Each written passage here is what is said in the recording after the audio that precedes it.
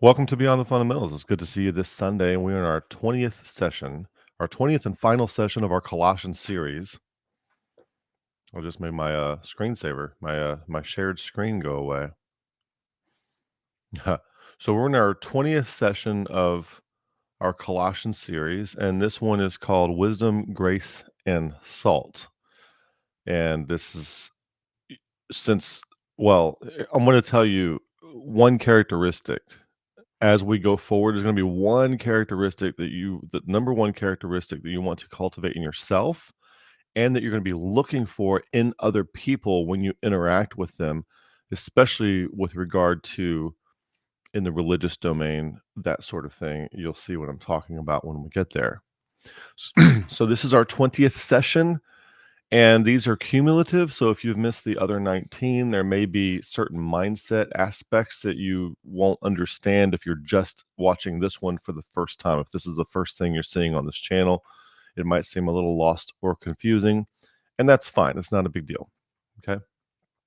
But understand that our mindset has been it's divergent from what you typically hear on other typical Christian channels, and not divergent in that we're teaching some weird doctrine or anything. It's just that we have a very different approach, which you kind of have to see in order to understand. It's not a set of beliefs. Uh, Christians tend to think that everything that isn't what they are is a different set of beliefs, and not everything comes with that as the meat of what it is. Belief sets. Okay. If you like what's going on here, you want to see more happen, you want to see another series like this, please consider supporting the channel. These kinds of views don't get a lot of attention. I think they are the most important, but they don't get a lot of views. Now, when we do Calvinist stuff, did a couple of Calvinist videos, sermon reviews, easily pick up 3,000 views in a couple of days, no problem. But this stuff does not get a lot of views, but it is most important. So if you want to see this continue, if you value this kind of content, which is transformative and helps us become the better person that we need to be, then please consider supporting the channel. We could not do this without you. You can either follow the QR code in the top left-hand side of your screen, or you can go to beyondthefundamentals.com on the donate page, and you can pick any one of the 5 digital ways to donate that you want: Zelle, PayPal, Wise, Venmo, or Cash App. And we really appreciate that. Helps keep the lights on here, keeps us being able to do what we do. There are so many positive feedback that I get. There's so much positive feedback that I get. So many positive feedback letters and emails. I actually have one written right over here.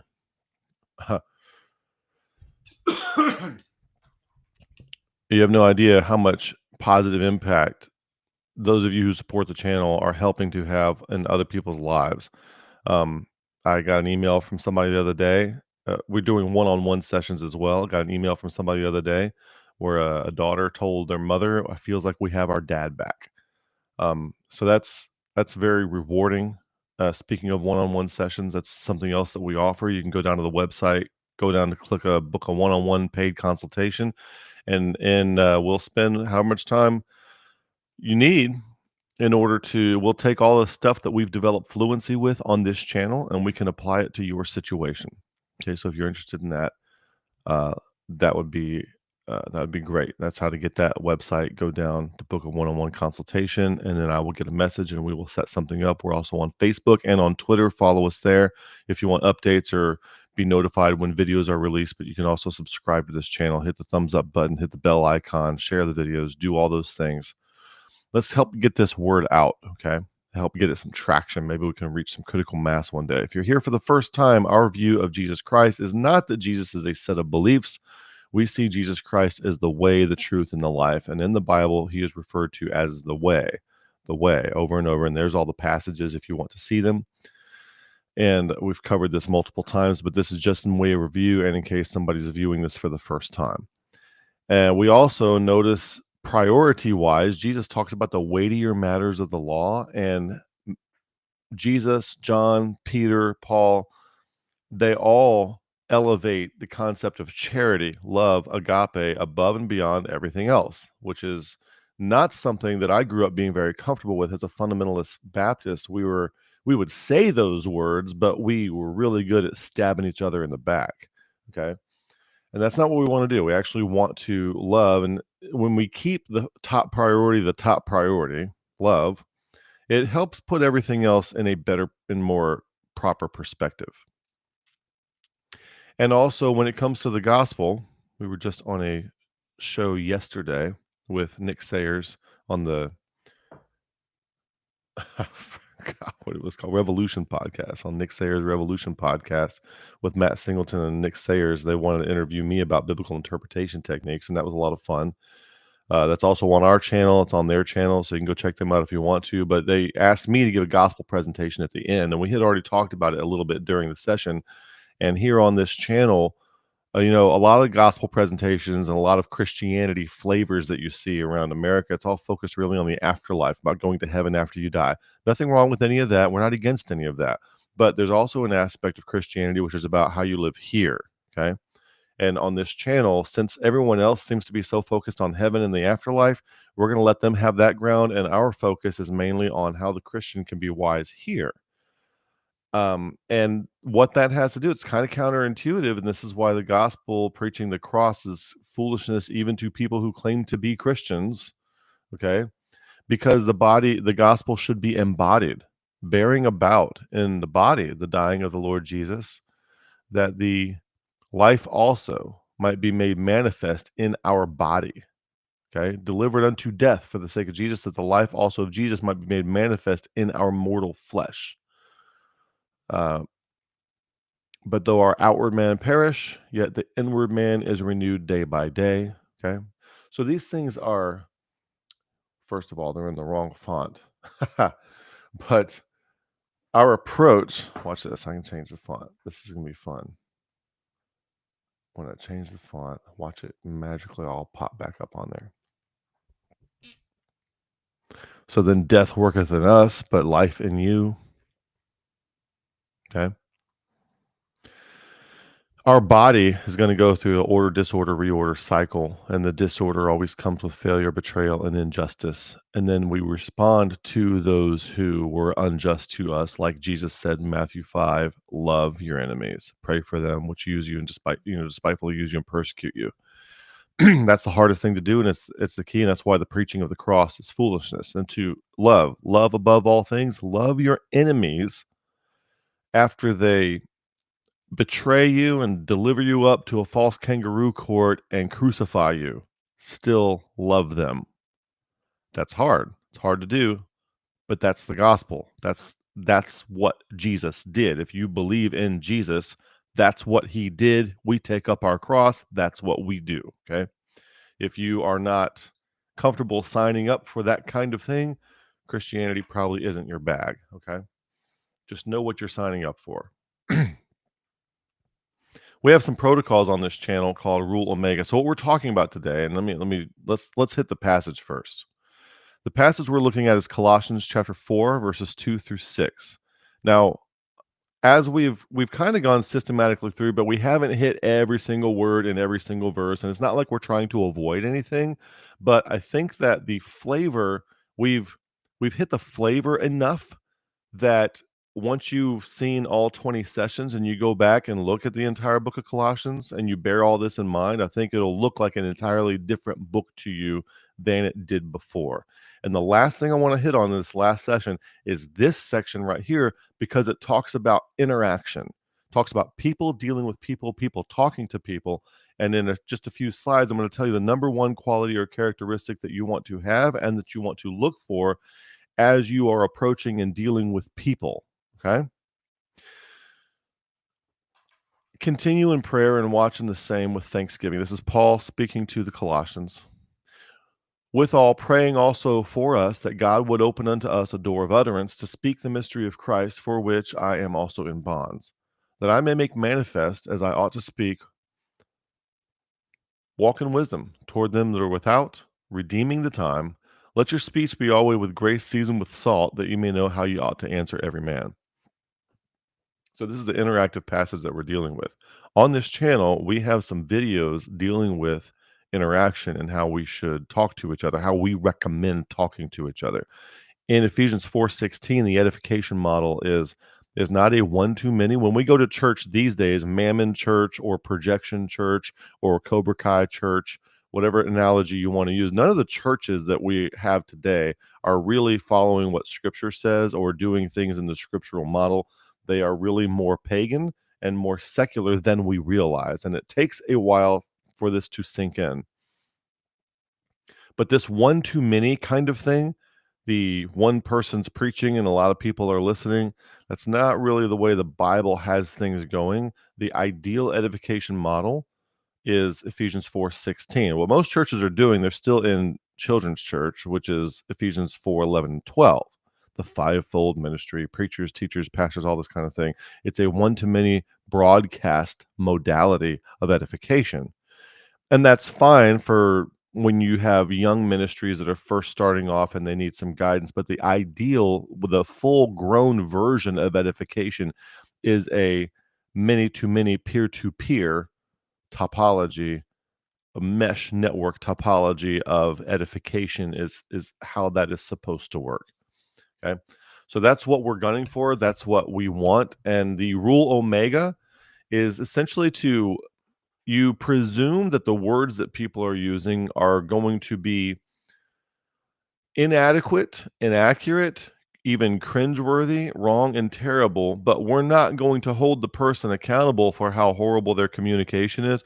We are listening for the thing behind those words that's trying to be said, that's having trouble getting out.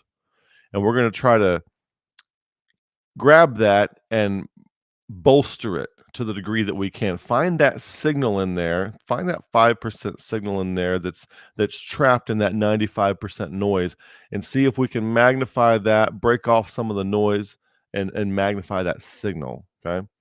That's rule omega. And this works great in edification protocols in church. It works great when you're talking to people, uh, when you're dealing with your spouse. If the husband and the wife can do rule omega with each other, I promise you it'll change your marriage forever, for good. It'll be wonderful. And then we have Protocol X, which is something we also recommend that essentially it tries to we identify. You need to watch these videos to fully get the grasp because I'm trying to give you a summary here. But you identify, you're trying to avoid sophistry, and that is when people use techniques to try to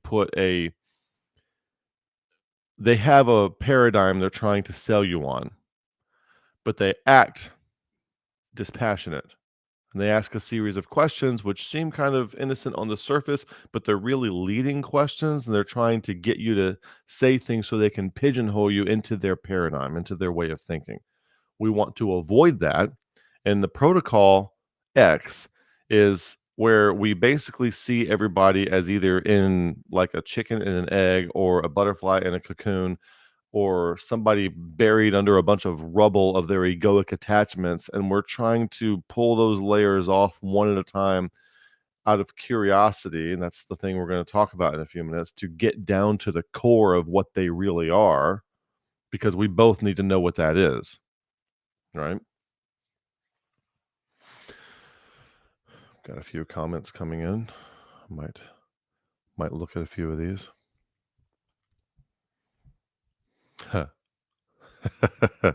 Giuseppe Scampato is joining us from the Sea of Japan right now, and he says, "Thank you, Kevin. I've been watching these live streams on my shell phone." Okay, so our adult sea turtle mascot is out there with us. It's good to see you, Joe.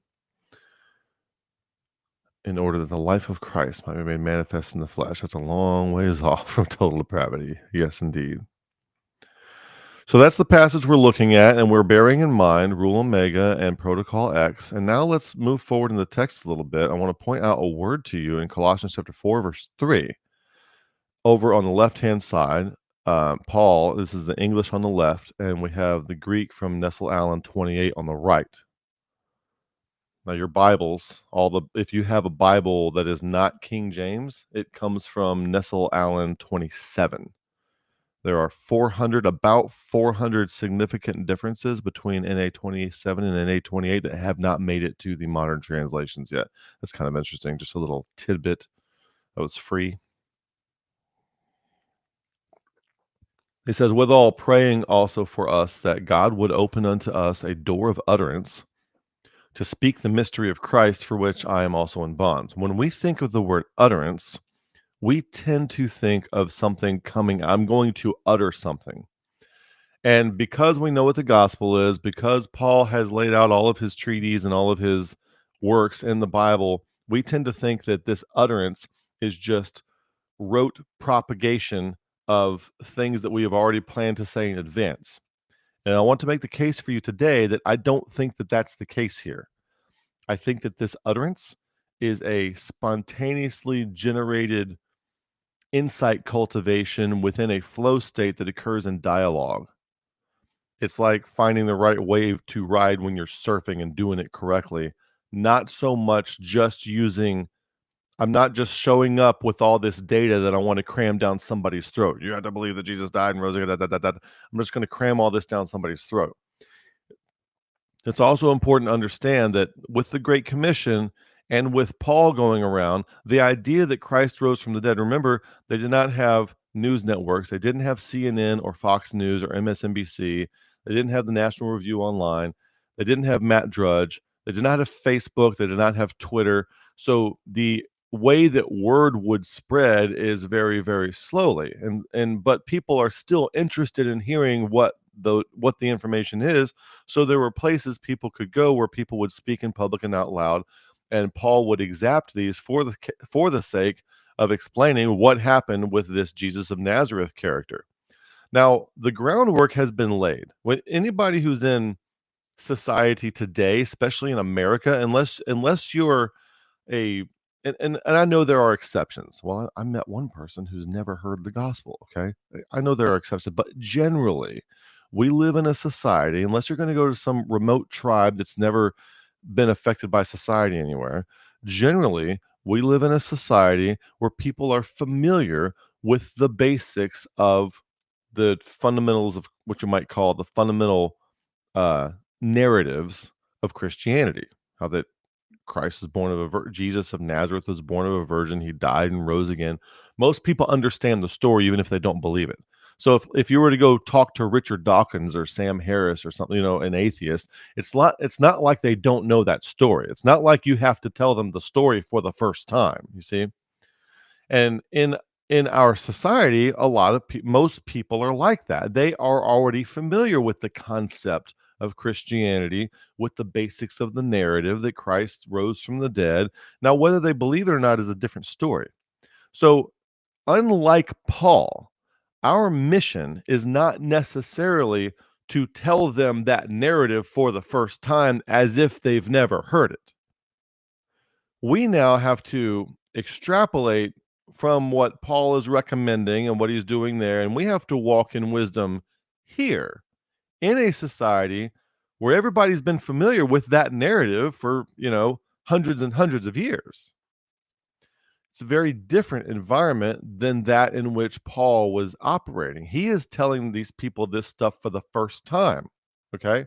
So by the time he's writing Colossians, he's like, hey guys, 30 years ago, you may not be aware, but over in Jerusalem, this guy was crucified. And let me tell you what happened. Okay.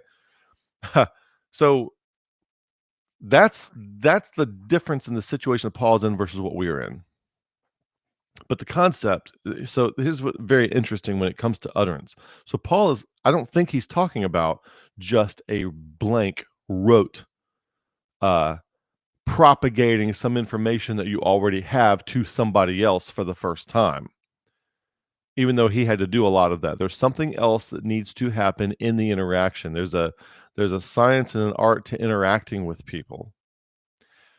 Very interestingly, this word utterance is the Greek word logos. Logos. Isn't that interesting that that's logos? That a door of logos might be made, the door of logos to speak the mystery of Christ, for which I am also in bonds. Okay. When we say this, open unto us a door of utterance, the way we tend to think is like, oh, give me an opportunity to preach the gospel. Like, an empty pulpit somewhere. Give me a place to speak. The Mars Hill. Give me an opportunity to say the things. And that might also be included, but I think there's something a little deeper within the interaction, within a personal one-to-one or one-to-few interaction that could occur, where you can actually engage in logos insight cultivation with the person. In other words, instead of just telling them the thing, do the thing. That's something that's very important in imminent domain metaphysics, is that it's not something that you just know about, it's something that you learn by doing. You do imminent domain metaphysics. And for those of y'all who don't know what that is, that's probably an entirely different conversation, but it's essentially practicing the Trinity, if you will. Practicing the Trinity in real life, in everything that you do. What I just did that, I just took a sip of coffee. It says couples goals on it. And what just taking a sip of coffee, there are all 3 modalities of imminent domain metaphysics. I'm very aware of all 3 of them going on at the time. And then when you understand how that breaks down, you can apply it to other things. It's very helpful, very useful. So we'll do some other stuff on that. We've got other stuff on the channel on that. So it's very interesting to me that this word logos, the Greek word logos, is the word that's used for utterance here. I'm looking for my mouse pointer here. So when I double click on this, I've highlighted some things over here. Notice that logos, when you look at the Greek from the NA28 Mounce's parsings, the definition involves conversation. In other words, there's a back and forth, and it's not just somebody saying things they think are propositional truth claims. There's a participatory component to logos happening. Think of logos as something that happens, not something that you can just recite. It involves questions. So that's kind of interesting. And then when I use a different dictionary, I go to Strong's and I look at what that one says.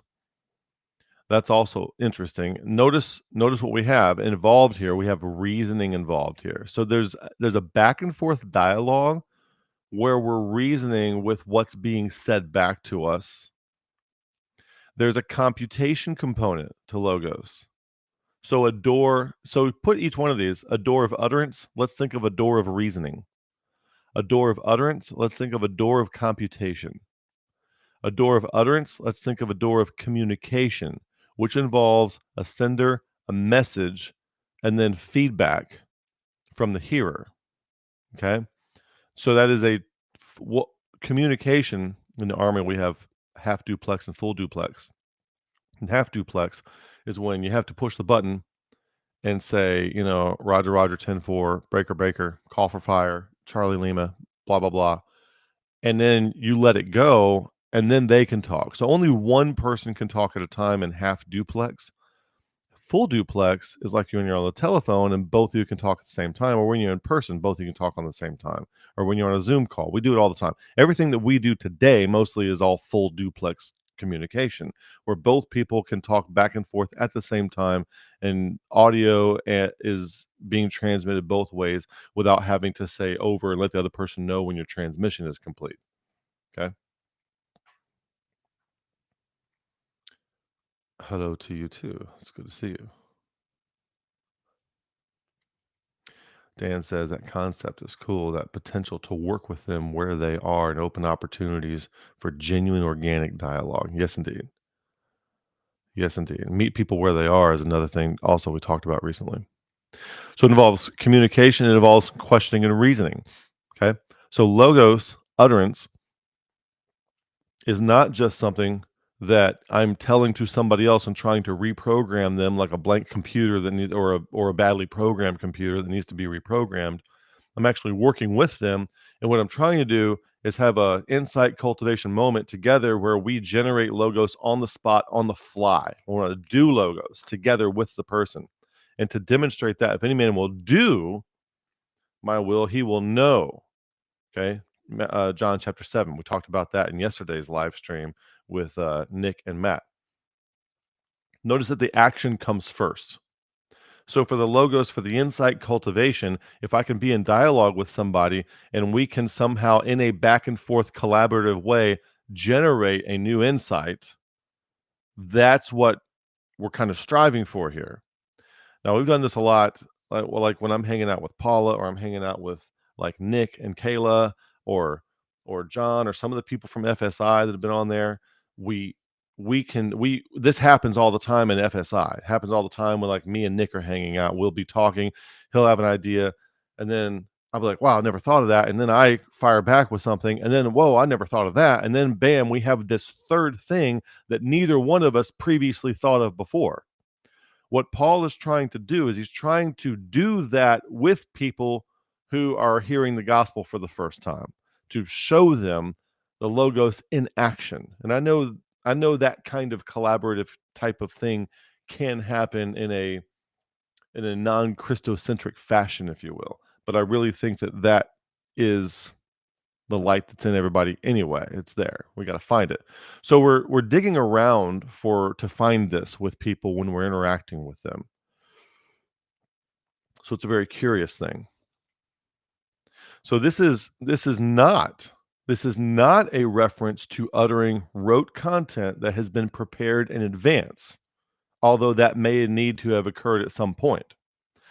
I think this is a reference to spontaneous insight cultivation that can only occur within dialogue, interactive dialogue, and not just dialogue with the person's egoic shell, but dialogue with their authentic self. So you're kind of digging around in there for that authentic self, which brings us to our next slide.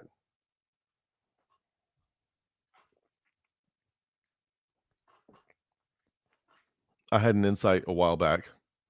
One of my friends is a charter boat captain, takes people fishing for a living. And I was talking to him about this.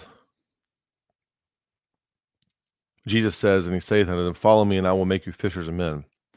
That's Matthew 4:19. And Mark 1:17, Jesus said unto them, come after me, and I will make you to become fishers of men. The way this typically gets presented when I was a Baptist, we would think of going out to persuade people to affirm the facts of the narrative of the gospel of Christ, something like that, to get converts, go out and get converts, get people to sign on to Christianity, get people to become a Christian, get saved, trust Christ, and join the church, that kind of thing. And I understand that joining the church and getting saved, two different things. Got it. But to go become fishermen, going out and finding them and bringing them into our paradigm, to our way of thinking, and convert them over to our Calvinism or provisionism or whatever the heck we got going on. Okay. And I think there's something different going on here. John says in John 1:9, this is the light which lighteth every man that cometh into the world. So inside every person, underneath the rubble of their egoic shell and all the information and ways of thinking that they've been hoarding for their entire life, somewhere inside there is their authentic self, the light which lighteth every man that cometh into the world. Somewhere inside there is that. And I'm starting to think that the becoming fishers of men is not going out and getting converts to come join the paradigm and think like we think, but it's kind of fishing around inside an individual to find that authentic self and see if we can bring it out, to see if we can extract and bring that authentic self out to the surface and let it show itself so that we can differentiate that from the egoic self. Does that make sense? Having a little trouble with my throat right now.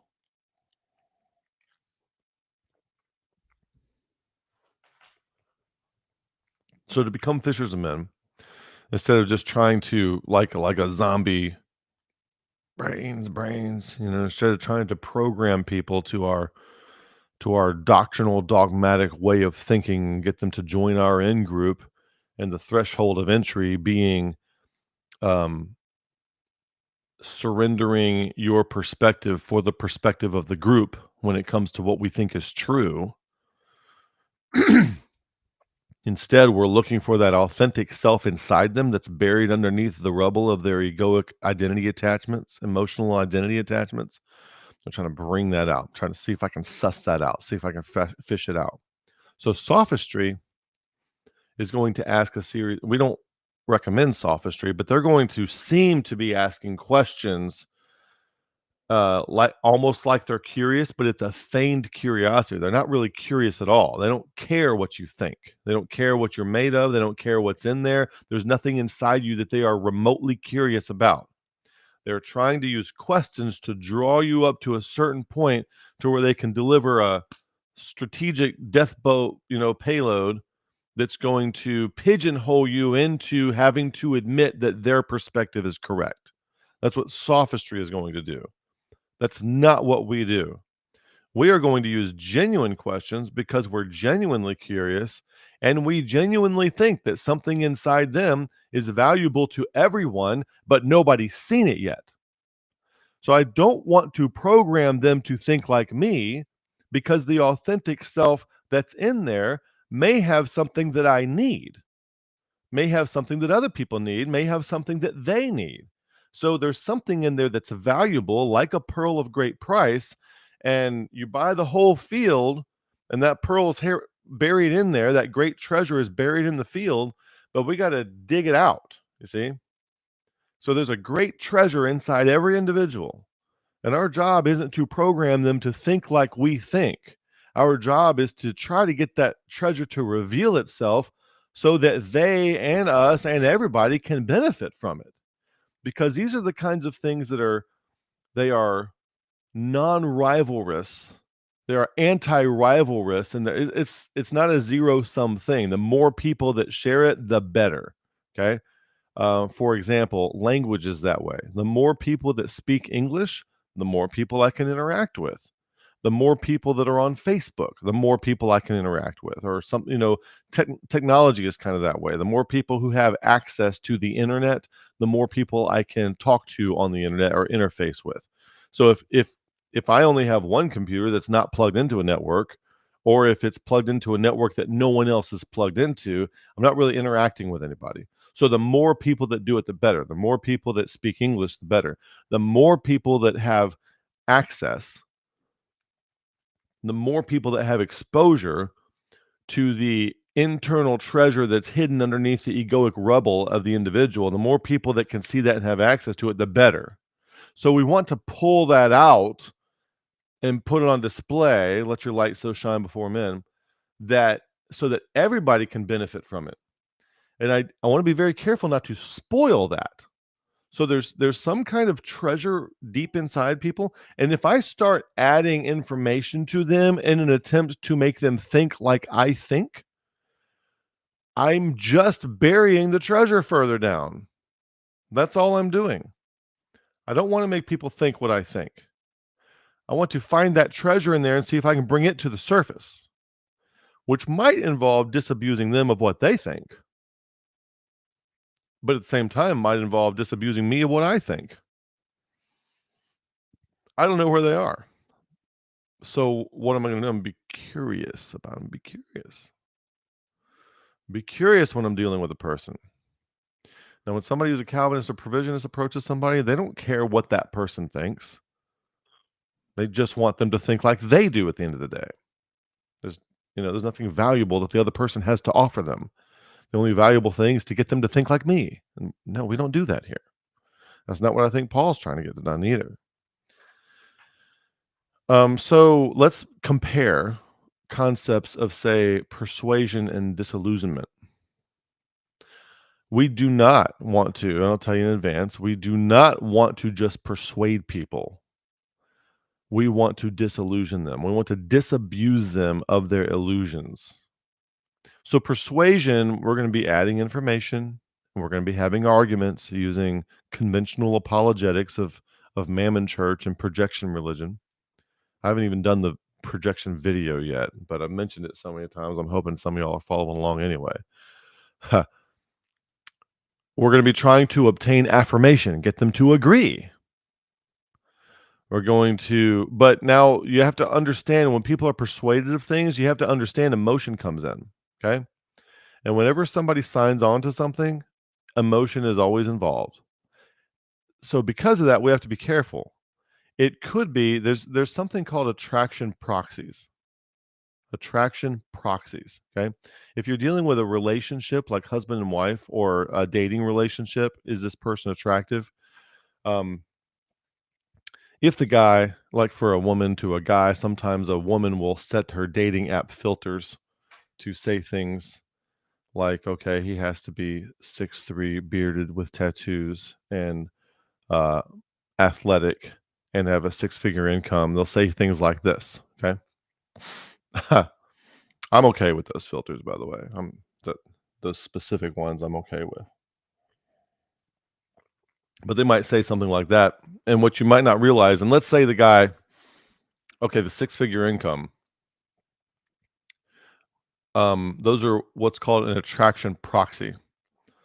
In your body, when you're attracted to somebody, you actually don't know for sure. It's impossible to distinguish what you're really attracted to.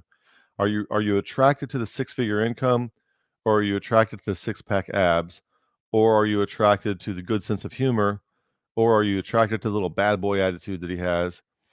There's so many different aspects to a person that it's pretty much impossible to differentiate between attraction for the person and who they are, absent context, versus the context in which you find them. So if you meet them and they have a six-figure income and a boat and a house and a nice dog that's well trained and they're physically fit, but a year later, they got injured at work and they have lost their leg and they're overweight, and you see that kind of thing, are you still attracted to them? Or were you attracted to all these other things? See? So it's difficult for us to separate the attraction proxies. When you talk to somebody and say, "Hell, I'm from Morningside Baptist Church and I want to talk to you about Jesus and blah, blah, blah, blah, blah."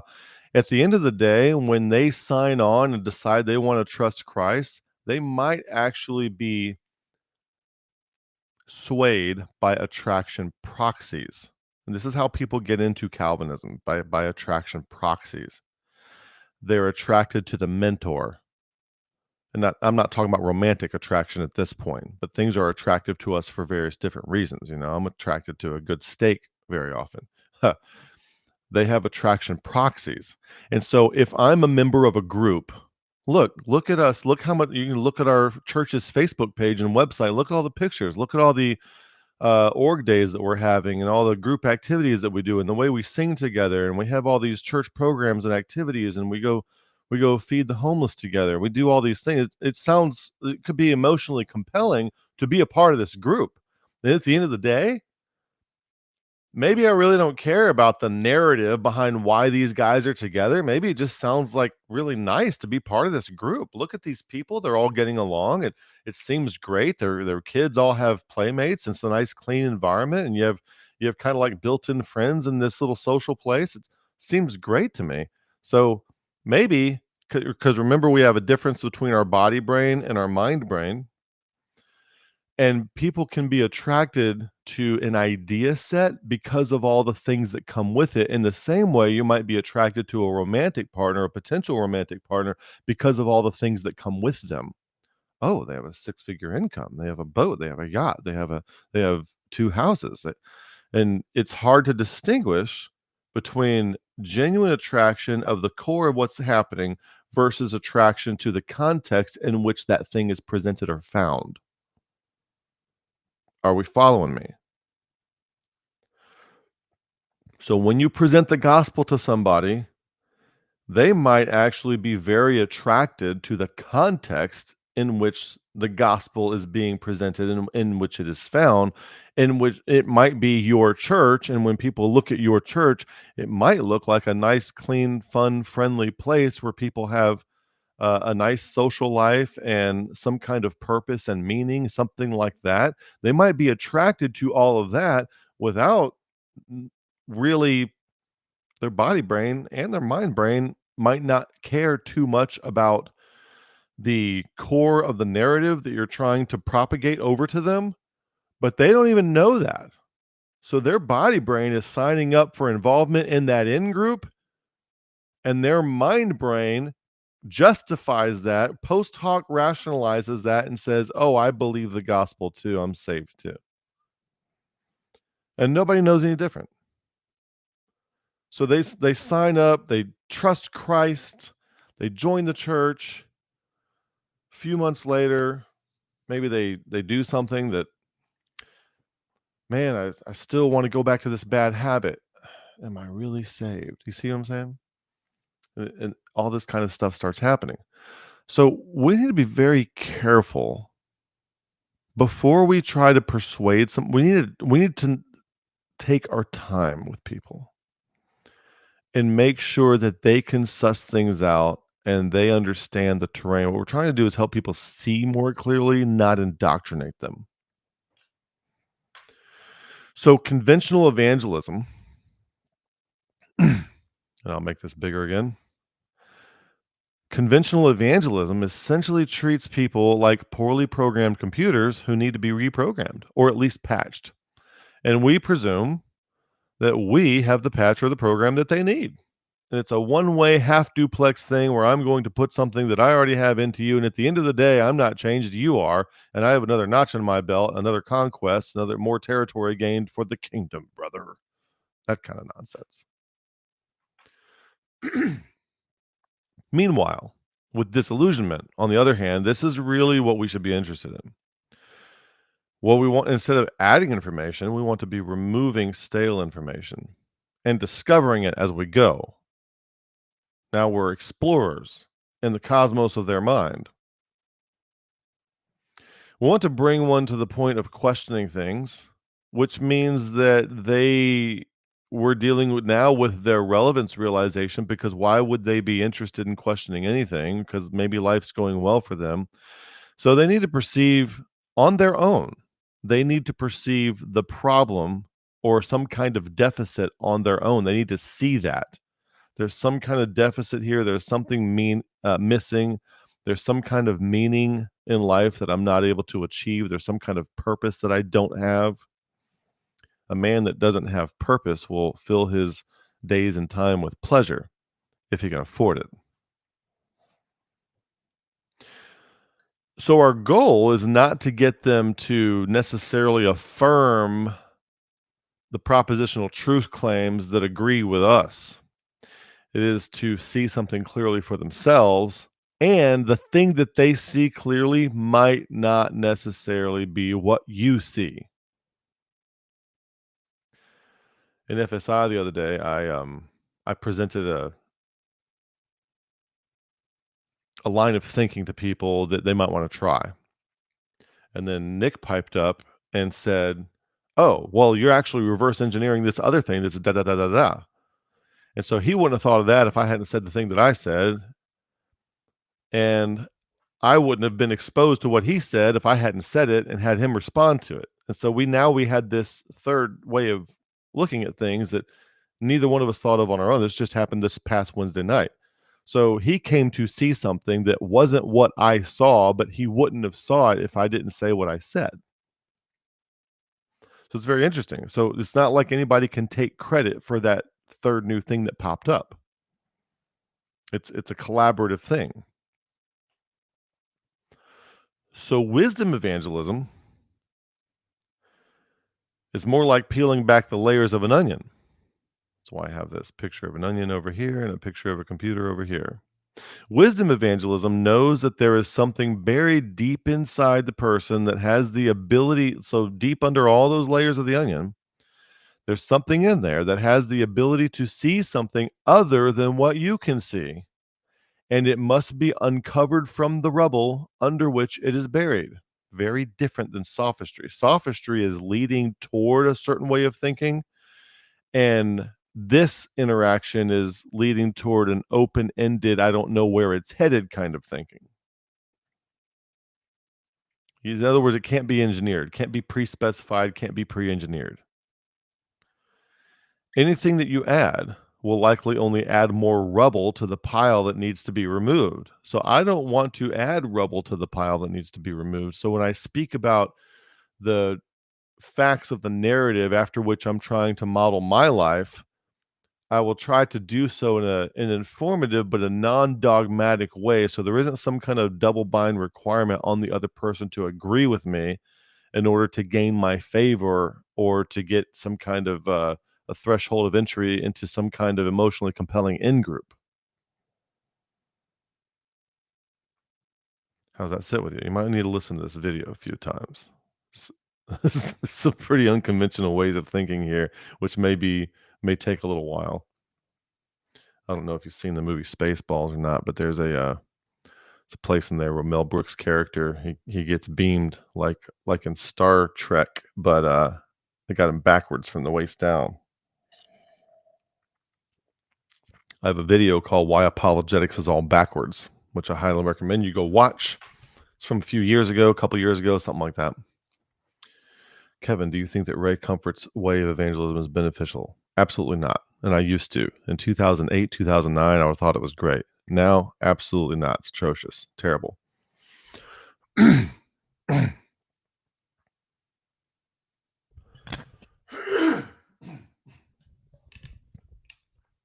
Apologetics, defending the faith. Okay. Defense. Apologia, defense. Offer a defense, right? Apologetics should never have to be learned. Never. By definition, any apologetic, any defense information that has to be learned can only be indoctrination and will prolong the projection phase of one's religious endeavor. I keep promising this video religious romantic projection, and maybe I can release it tonight, maybe tomorrow. I'm working on it. It's going to be a standalone video, not a live stream. So look for that. But people are still it's going to prolong the projection phase, and we don't want to prolong the projection phase any longer than it has to, but at the same time we also don't want to pick unripened fruit, but we don't want to add to the problem either. So there's a lot of when you're interacting with somebody, there should be a lengthy and thorough evaluation stage of what you're dealing with before you start trying to do anything with them other than just be. Just hang out, have a drink, have a meal together, have some coffee, play some volleyball, play some soccer, play some chess, do something. Just be. Don't be trying to don't look at everybody as a project that you have to engineer them into something. We should never be affirming or attempting to defend anything for which we do not already have sufficient epistemic and experiential backing. What happens with Christians is like, oh, here's the sets of doctrines that we're supposed to believe. Here's the stuff about the existence of God, and then we have to learn all these arguments and evidence and all this thing for how to defend it. Well, if you don't already have that under your belt, don't affirm it. Suspend judgment, assign it a confidence margin, and continue investigating. It's okay to say, I don't know. If we only affirm and defend the ideas for which we have firsthand experiential backing, we never have to learn apologetics. It will be built in already. And maybe you can only affirm one thing. We'll only try to defend that one thing. And when it comes to all the other things, it's okay to suspend judgment, say, I don't know, assign it a confidence margin, and go from there. Don't be egoically attached. Don't be emotionally identity attached to any of these sets of beliefs or the things that we think we have to defend. Don't be attached to it. Don't see it as part of your identity. Because when you see it as part of your identity, when it gets called into question, you will go into some kind of 4F response mode: fight, flight, freeze, fawn. And at that point, the prefrontal cortex basically shuts down, and you're pretty much a talking monkey at that point. We don't want to go there. And you can prevent that from happening if you're not egoically attached in the first place. You have to understand something about your body brain. You need to watch a bunch of videos of animals, and you need to understand that your body is essentially an ape's body, and your body wants to do everything an ape's body wants to do. And strictly biologically speaking, not religiously speaking, we're in the image of God and all this kind of stuff, but strictly biologically speaking, there are parts of our brain which gives us psychotechnological capabilities which separate us from the animal kingdom. But the other parts of our brain we still have all in common. We have a really similar limbic system to apes. We're we're basically upgraded apes, but those core fundamental components physically are all still there, and your body still wants to do everything an ape's body wants to do. So now that we have this human ability to operate in the arena of ideas and shared fictions and Dungeons and Dragons theology, we can now incorporate those ideas as part of our identity. And then when those ideas get confronted or attacked, our ape body reacts the same way that an ape would react if it was being threatened by a lion or a snake or something. So we still have that primitive ape body response, and now we can have those responses to harmless ideas only because we're attached to them in our minds, not because they're really a threat. And we start getting defensive. We start going into 4F responses when our ideas are attacked because we're emotionally identified with them, which is one of the reasons that debate is a stupid and horrible thing to engage in.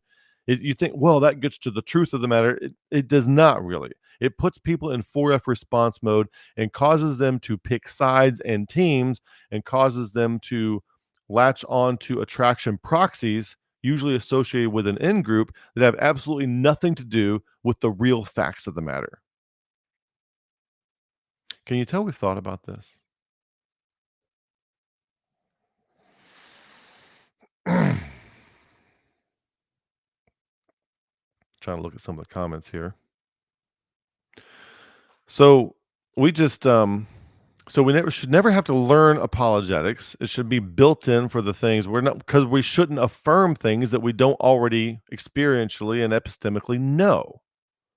That way we don't have to learn how to defend something we don't know in those ways. So it's built in. Apologetics should be built in, not learned post hoc. If you have to learn defense of something you believe post hoc, you should not be affirming it in the first place. So once you are there, we can just extemporaneously interact. You don't have to learn apologetics. You don't have to prepare for apologetics. You extemporaneously interact because you're there. So don't own truth claims that are not yours. I was talking to my son the other day, and my son has been, he lives in Alabama with his mother, and they've been taking him to churches. So uh, I've had to study manuscript evidence. I've been studying it intently since I was 16. Okay. So I'm very comfortable with the basics of manuscript evidence. And so he's been influenced by he's 12. He's been influenced by somebody who told him that all the different versions of the Bible are basically the same and they mean the same things. Like verse for verse, it may be worded differently, but it basically means the same thing. I'm like, you can evaluate that at 12, can you? So I'm like, go to Matthew 18:11. Show me that. Goes there and it's not there. Okay. You think it means the same thing? It's not there. And then he said, well, is that verse really needed? At 12 years old. See how he's egoically attached? And I said, okay, go to Matthew 17:21.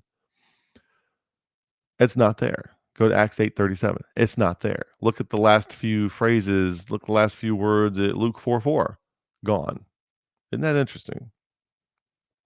So I told him. And so eventually I got him to the idea that, like, okay, they're not the same. They do not mean the same thing in every case. And I didn't show him this one, but there's a verse in Isaiah, I think chapter 9, where one verse in the new versions means something completely different than it shows up in the older ones that came out before 1881, like the Geneva Bible, the King James, the Matthews and Coverdale, all those.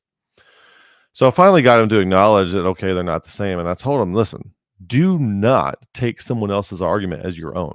Why are you going to say that all the verses and the new versions mean pretty much the same thing as the ones in the older one? Have you looked at them all? Have you evaluated them all? No, then why say that? Let that be his. Whatever Sunday school teacher told you that, let that be his thing to defend, not yours.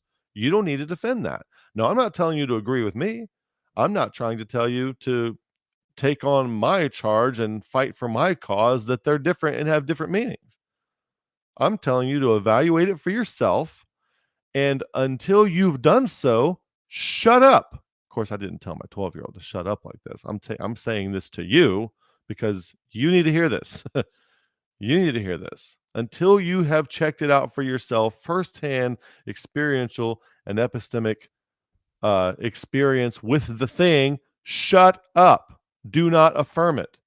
It's okay to say, well, this guy says this and this guy says this. I haven't checked it out for myself, but I'm holding those things in tension right now. I'm suspending judgment. The tension thing, the Calvinists.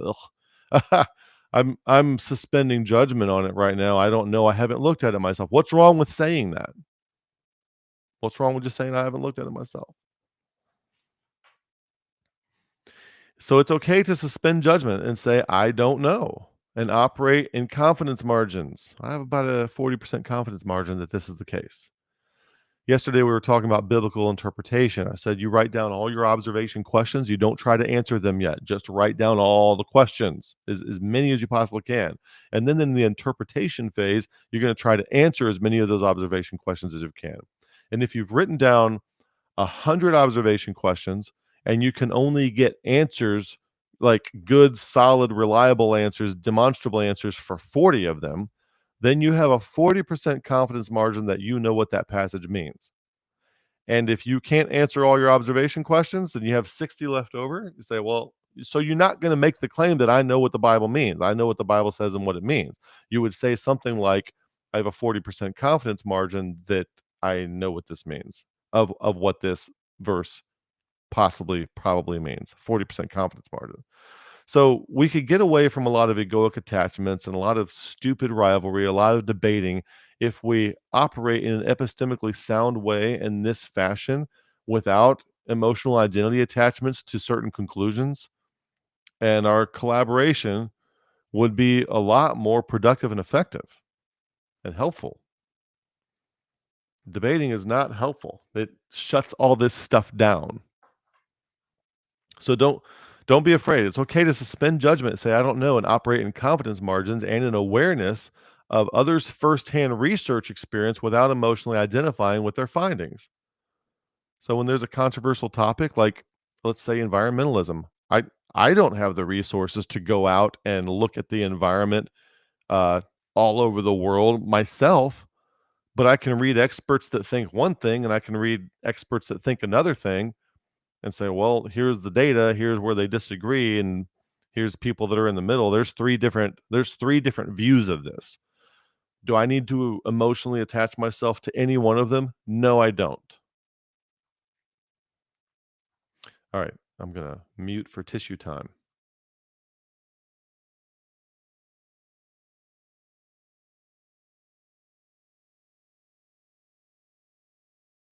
Fun times.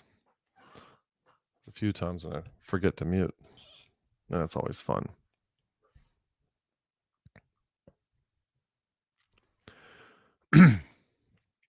So speaking of apologetics, these passages here, speaking of apologetics, defense of the faith, right? These passages are frequently used to propagate or justify directionally outward defense memes and strategies. Speaking of meme complexes, a meme complex will have a core meme complex, a core central idea to the meme complex. And then you have defense memes, which are designed to prevent people from coming to the cognitive level of awareness to doubt the core meme complex, core of the meme complex.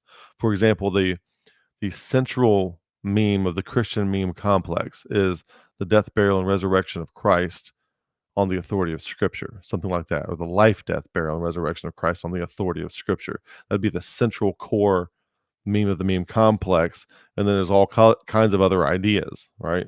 And some of them are functional. So some of them are just informational, like here's this, and this, and then some like here's creation, here's what the apostles did, just informational stuff. It's all part of the meme complex. And then there are defense, there are propagation meme complexes. Go and tell the world. There are endurance memes. This is why you should stay in the thing. There are defense memes. Here's why we're right and why that's wrong. And the defense, these things can be inflated beyond the original scope of intent to have the meme complex can mutate if we're not careful, at least as far as our in group holds it. And so the defense and propagation and endurance memes are designed to keep people from coming to the cognitive level of awareness whereby they would doubt the central meme of the meme complex. And that's the case for each meme complex, not just Christianity, and for any ideological meme complex. It's important to understand how these things work. So apologetics, we think, okay, when it says the answer, be ready to give an answer, this word answer in 1 Peter 3:15 is the word apologia, which means to offer a defense of something. And apologetics is where we get apology, ethics, apologetics. It's where we get the word apologetics from. And it's not to apologize like, oh, I'm sorry for believing this. It means to offer a defense for it. So when someone says, apologize for what you did, they're really telling you to offer a defense for what you did. I stole the cookies because they were good and I wanted to eat them. And I must do that. You cannot put me in timeout or spank me. They needed to be eaten.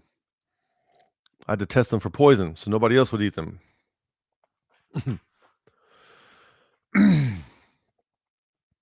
Let your speech be always with grace, seasoned with salt, that you may know how you ought to answer every man. But sanctify the Lord God in your hearts, and be ready always to give an answer to every man that asketh you of the reason of the hope that is within you with meekness and in fear. Now, when you understand order, disorder, reorder, when you understand rule omega, when you understand protocol X, and all these things, I believe, are out of the Bible, and we've designed explanations around them to help us grasp them a little better. We've systematized them.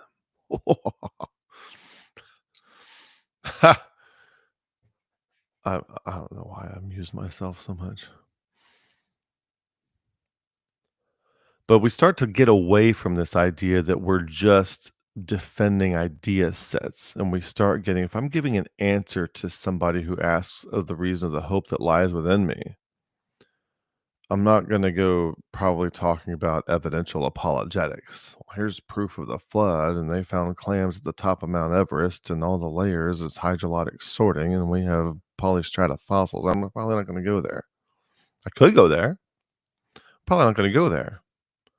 But I might say something like, I've tried the wisdom pattern, and here's what happened in the past 6 years of my life since I've been aware of this and been trying this.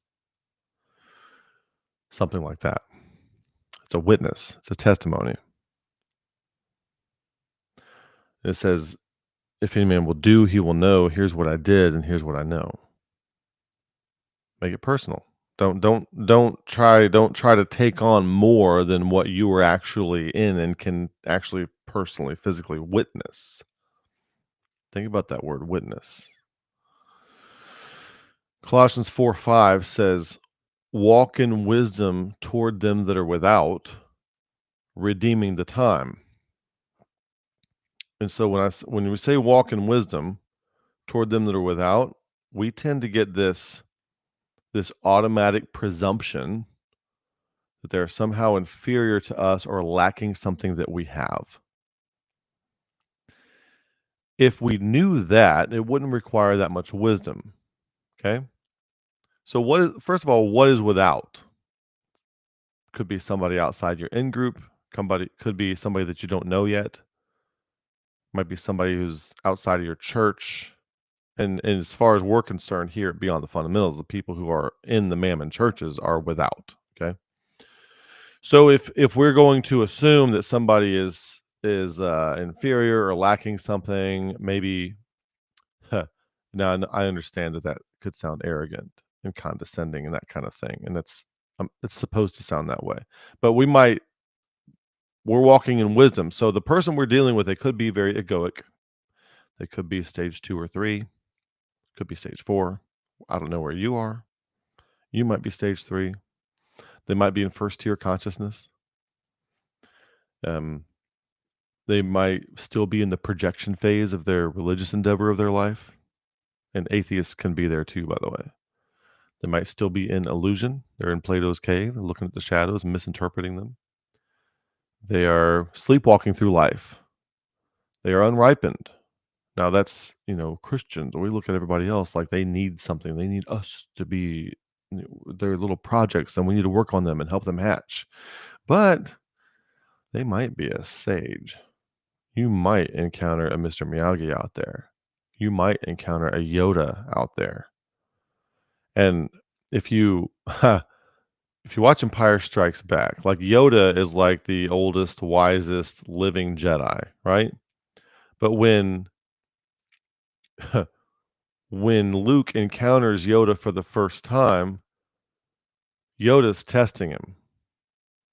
Of course, Yoda is this old wise Jedi, but he's acting like this greedy little impulsive gremlin who's trying to eat all of his snacks and be crazy just to see how Luke handles it. How can he doesn't know who he is. Just spoiler alert if you haven't seen it. So he doesn't know who he is. So he's testing him to see how he treats somebody who thinks he's superior to him. And you never know when somebody who is at sage stage of their life has you figured out, and they see that you're an ideologue trying to pump all your nonsense into other people's brains, and they may play along for a while with your superiority complex and let you think of them whatever they want, whatever you want. Just they're testing you, trying to see what you're made of. Why? Because they're curious, and that's one of the things we're going to talk about in a second. So when you're dealing with somebody that you don't know, they may be here. They may be Giuseppe Scampato. They may be an adult sea turtle who's been through it, who's survived, who's found the narrow gate. They may be that, and it may not be apparent to you. So what are you going to do? You're going to walk in wisdom and genuine curiosity, not knowing anything what you're going to deal with. You don't know if there are any of these things. And you have to really approach them like you don't know with genuine curiosity, genuine open-ended curiosity. So this stage thing in the video that's coming out, I'm going to give you a little teaser here, a little spoiler alert in our religious romantic projection video that's coming out. Just as in romantic projection, religious romantic projection has the same characteristics: idealization, fulfilling unmet needs, selective perception, overinterpretation, and hopefully it's temporary. Although with religious romantic, in romantic projection, it typically goes to about anywhere from the 6 month to the 2 year mark before that projection kind of fades and wears off, and then the real relationship starts. But religious romantic projection might last an entire person's life, and they might die in the projection.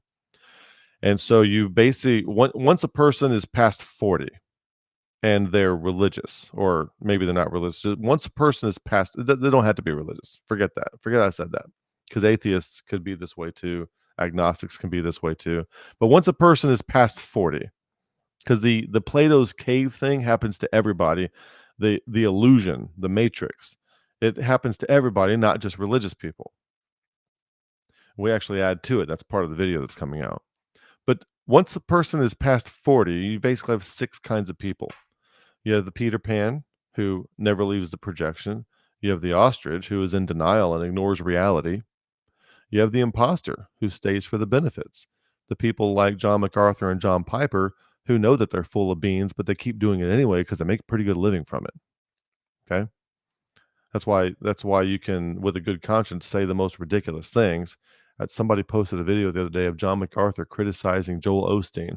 Like, you have the opposite ends of the spectrum of propositionalists. Like John MacArthur is every bit as, if Joel Osteen is terrible, John MacArthur is every bit as terrible as he is. It's like the pot calling the kettle black, just for different reasons. But you make up your own mind with these folks. But it's just interesting how a critic coming from somebody who has no business criticizing any, it's a perfect case. John MacArthur criticizing Joel Osteen is a perfect case of like the speck in someone else's eye versus the beam in your own eye. You have the cynic. 6 types of people over 40. Cynic. They're spoiled. They were spoiled by philosophy and vain deceit. And now they got now they're disillusioned in a bad way. They're a despondent kind of thing, and they turn to atheism here. Now, I'm not saying that all atheists came from this, but this is a possible result. Then you have the paralytic, it's a person who is aware but unable. They have the consciousness, they have second tier consciousness, but stage 3 capability. You have that. And then you have the sage. And this is where you want to be. This is Giuseppe Scampato. This is the adult sea turtle. It's the person who's found the narrow way and they've come through. They're in second tier consciousness, both in awareness and in capacity. So when you're dealing with people, when you're walking in wisdom toward them that are without, you do not know what you're dealing with.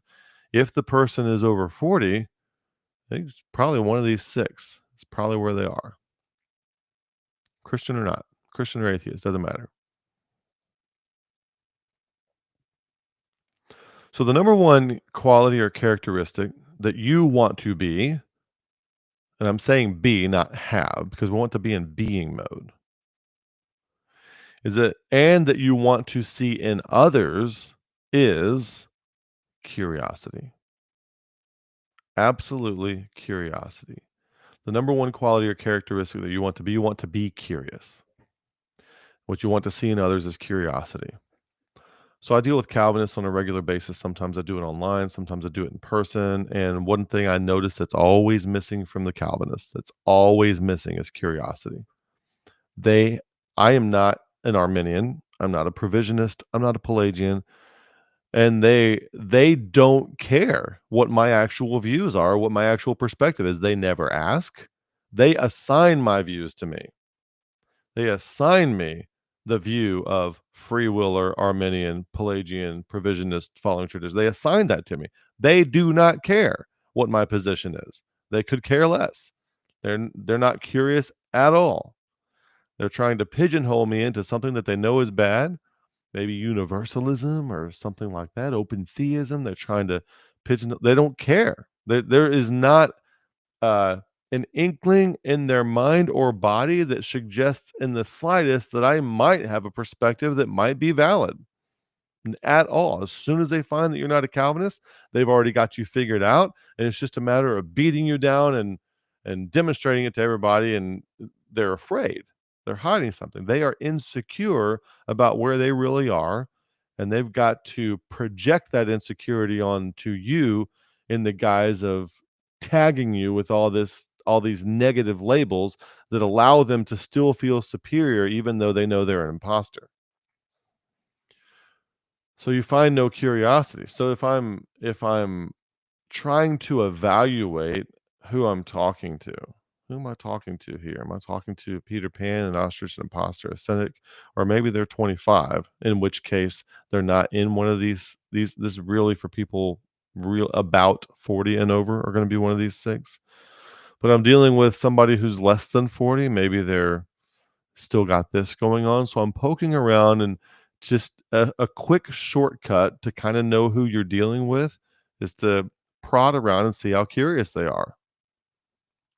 See if they're willing, if you're dealing with a Calvinist, but they're genuinely curious about, oh, what's your perspective? And they're not trying to use sophistry to try to pigeonhole you into agreeing with them. That's what you're looking for.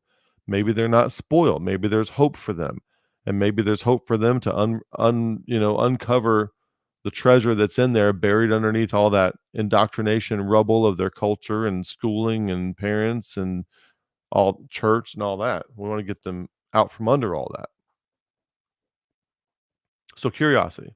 Curiosity is kind of a shortcut thing to strive for and to look for to know if you're going to be able to have any kind of interaction with somebody. If you don't see curiosity early on, probably going to be wasting your time unless you can put some things out that a third party might see and witness that could benefit from something that you say.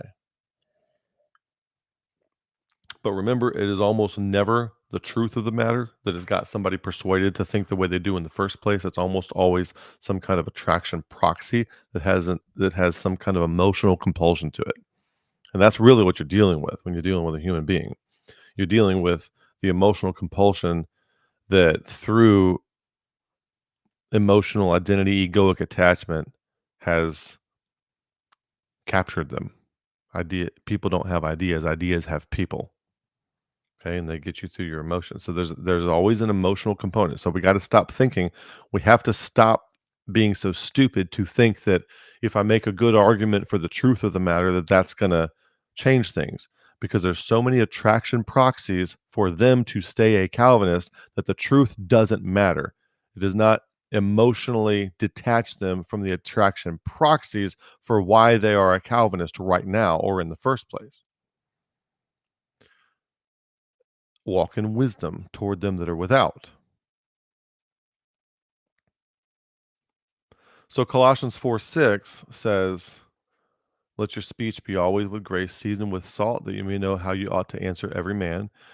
I It says right above that, walk in wisdom toward them that are without. And so I don't have a rote set of things I'm trying to cram down other people's throats. I'm genuinely interacting with curiosity. And if Christ is in me, I don't have to have a plan, you see? If Christ is in me and genuinely coming out, all I have to do is go interact with people. I don't have to have a plan. I don't have to have a set of, like, here comes my gospel delivery presentation. I don't have to plan any of that. I don't have to try to do it. Okay?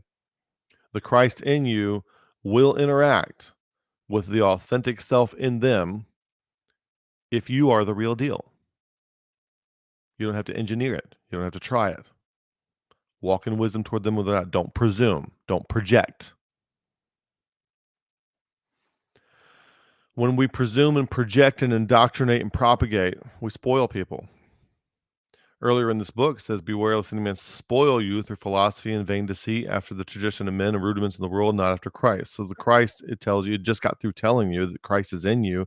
We need to get the Christ in to come out, not bury it down with touch not, taste not, handle not, after the commandments and doctrines of men, which are all spoil and perish with the using. We don't want to spoil them by taking their cocoon that they're in and wrapping it up in duct tape. Here, believe all these Baptist beliefs too.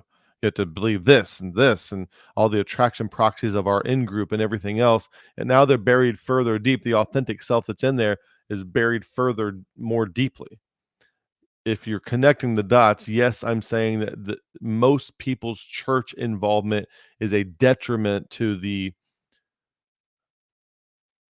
manifestation and maturity of the authentic self, not a help. You can't add religion to somebody and get that authentic self to come out. Religion and Christ are two different things. Christ is a way. He's not an institutional in-group with a bunch of attraction proxies that emotionally compel us to sign on to a truth claim set of truth claims in order to be in this emotionally compelling in-group, which is where most people are, and they're sleepwalking through life. I'm going to do a video soon on free will and how we don't have it. And not because of determinism, but because there are so many things that are basically on autopilot and automated in our ape body that we're not making. Now, I do think that there is a capacity for you to make choices, but you have to get rid of a bunch of stuff before you're there. Most people are in their ape body, they're impulsive, they're egoically attached, and with enough wisdom, you could predict probably any decision they would make in any situation because of all these factors. So they're not really in charge. They're not really piloting their own ship. They're kind of on autopilot. And whatever free will they might have is buried underneath all that rubble. And it takes a little work to get it out. And so 2 Timothy 2:6-17, shun profane and vain babblings. That's propagating your ideology, your narrative, your truth claim, for they will increase into more ungodliness. Calvinism, Provisionism, Jehovah's Witness, Catholicism, Mormonism. It's all the same. It's all propositionalism. Propositionalism is profane and vain babblings. It's not the unfolding of the onion is what we're looking for. And their word will eat as doth a canker, we would say cancer today, of whom is Hymenaeus and Philetus. So when we talk about these things acting like a cancer in the body, it's exactly what they are. It's exactly what they are. Calvinism is more it's more abrasive because it corresponds very highly with narcissism. And provisionism probably corresponds so narcissism would correspond more with an embedded 4F response that got rutted into a person early in their life of a fight response. So they were probably a narcissist may have been traumatized much in their childhood where they were where their 4F response was fight more than anything else, and it was very chronic, happened a lot. And so a different lateral somebody being attracted to something else or a better fit for something else. There's these 4F responses if they're chronic and you get stuck in one over and over again, especially when you're young, but it can also happen when you're older. They have different characteristics. So your flight person is going to be more your compulsive, your ADHD kind of thing, your freeze and fawn. So provisionism is probably suited for somebody who's more of a freeze or fawn type of thing, chronic responses. And I'm just giving ideas how our past, what has happened to our ape body in our past, the body keeps the score, is going to dictate the kinds of ideologies, attraction proxies, and end groups that we're going to be attracted to when we get older. And those things are really deciding for us what we claim to think is true and not. And we need to be disabused of those. And those things show up in a relationship as well. So we're not going to look at people like computers that need to be programmed. We're going to look at people like peeling back the layers of the onion to see what's in there. We're going to be fishers of men in that we are fishing in a single individual through all their egoic clutter to try to find the authentic self that's in there and draw it out and draw it up to the surface if we can.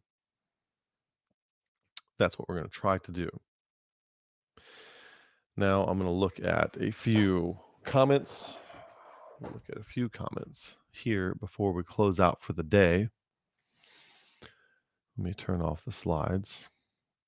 And this is the end of our Colossians series. Y'all can let me know. Send me an email if there's a particular thing you'd like me to dig into next, but this is the end of the Colossians series right now. So let's see what he says. Let's go look at this one first. Sure, eventually do Acts 26:20, but first the only repenting we can do is Acts 20:21, repentance toward God, Mark 1:15, Luke 13:3. Repent, or else you will all likewise perish. Repenting is all that's needed for salvation. Okay, so they're debating the whole what's the guy's name that somebody mentioned up there? The evangelism style. I can see his face. Huh. Do you like the evangelism style of what's his name? Anyway, I feel like I'm on a truth quest and I'll follow wherever that leads, although I may not know all truth. I can spot when others tell lies and avoid that. I can share the truth I've found in Jesus. Keep watching BTF. Kevin is good at provoking thought towards spiritual growth and transformation. I appreciate that endorsement and hope that happens.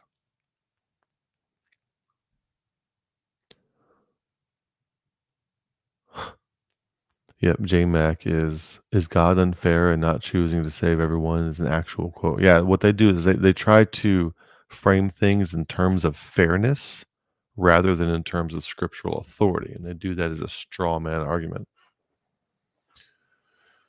What else do we have? Oh yeah, Ray Comfort. I'll have to respectfully disagree about Ray's method. If there's a better way to evangelize this current generation who think they don't need God because they're good enough.